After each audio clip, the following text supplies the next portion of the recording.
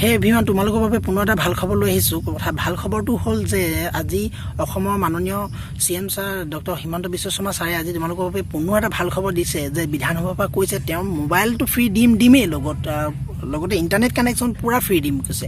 তোমালোকে কিনো ক'লে বিধানসভাৰ পৰা, তোমালোকে ভিডিঅ'টো প্ৰথমৰ পৰা শেষলৈকে চোৱা আৰু চেনেলটো ছাবস্ক্ৰাইব কৰিবলৈ নাপাহৰিবা। লগতে কিন্তু এবাৰ মই টাৰ্গেট ৰাখিছোঁ 500টা লাইক, গতিকে 500টা লাইক কৰি দেখুৱাবই লাগিব তোমালোকে। গতিকে ভিডিঅ'টো প্ৰথমৰ পৰা শেষলৈকে চাই থাকিবা। তেলৰ দাম ইণ্টাৰনেশ্যনেল মাৰ্কেটত বাঢ়িলে ভাৰতত বাঢ়ে।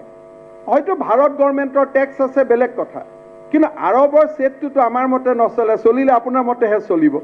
গতিকে আজি কথাটো হ'ল যে বস্তুৰ দাম যদি নিয়ন্ত্ৰণ কৰিব লাগে, কৈছোঁ আত্মনিৰ্ভৰশীল অসম। আজি ইয়াতে স্মাৰ্টফোনৰ কথা কোৱাইছে। অধ্যক্ষ মহোদয়, মাতৃৰ মমতা আমি বুজিব লাগিব। আজি এনেকুৱা অৱস্থা হৈছে, মোৰ ৰাতিপুৱা ওলাই আহোঁতে সদায় দুখ লাগে। মোৰ ছোৱালীজনী ইংৰাজী স্কুলত পঢ়ে, যে পাপা মই ক্লাছত যাওঁ। বোলে ক'ভিড তই ক'ত ক্লাছত যাওঁ? না, ৰুমটোত সোমোৱাটোৱে ক্লাছ। তাইৰ হাতত এটা মোবাইল আছে, তাই ৰেগুলাৰ পঢ়ি থাকে। আৰু যেতিয়া আমাৰ আন ল'ৰাবিলাকত চাওঁ, প্ৰত্যেক মাক দেউতাকে কয় যে আজি স্কুল নাই, তেওঁলোকৰ হাতত এটা মোবাইল নাই, কৈছে ইণ্টাৰনেট কানেকশ্যন নাই।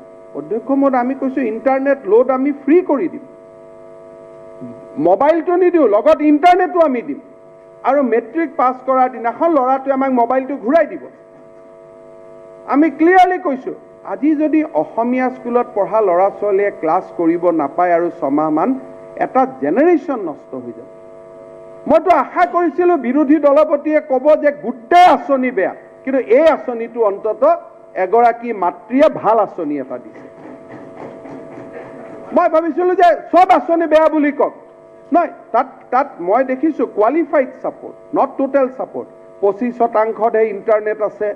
এই ধৰণৰ আপোনাৰ স্পীচটো মই ডিটেইলছ পঢ়ি আহিছোঁ। It is a qualified support, not total support. মাননীয় অধ্যক্ষ মহোদয়, আজি নুমলীগড়ত আমি 2200 কোটি টকা বিনিয়োগ কৰিলোঁ। এতিয়া কৈছে আমি হিতাধিকাৰী সৃষ্টি কৰিলোঁ। নুমলীগড় শোধানাগাৰ কি আমাৰ হিতাধিকাৰী নেকি?